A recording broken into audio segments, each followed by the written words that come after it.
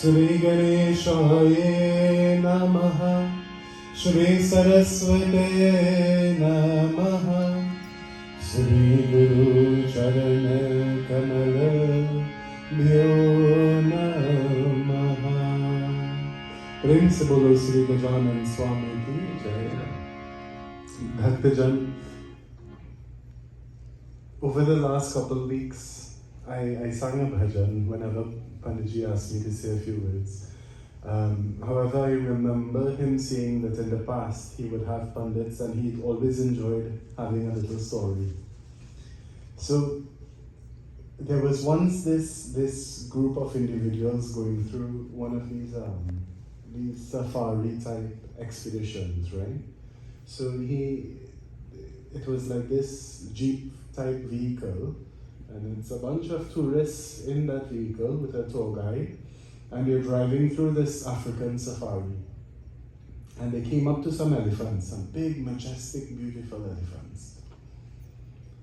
And when they got up to the elephants, they noticed that the elephants weren't wandering about, but rather they were staying in one spot in the safari, one particular spot. On further examination, they noticed that on the foot of one leg of each elephant, it had a very thin little rope tying that around that leg. And that was tied to a small little barrier, a wooden structure, very small, very fragile, very small. So they asked the tour guide, they said, well, Bhaiya, how is it that little rope is holding the elephant? So he said, well, they're tied with it, and that's why they will not leave, they will not move around from this area. But they said, confused, the elephant is so strong, the elephant is so majestic. How is it that this little tiny rope on this fragile piece of wood can hold such a large animal?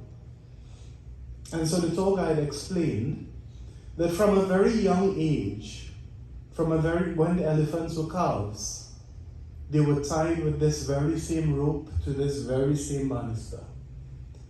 And at that time, it was sufficient to hold them. It was strong enough to constrain them to this particular area. Now they have grown big, they have grown large, they're in adulthood, they're very strong, they can escape at any point in time. But in their mind, they still believe that that little rope is holding them to this spot.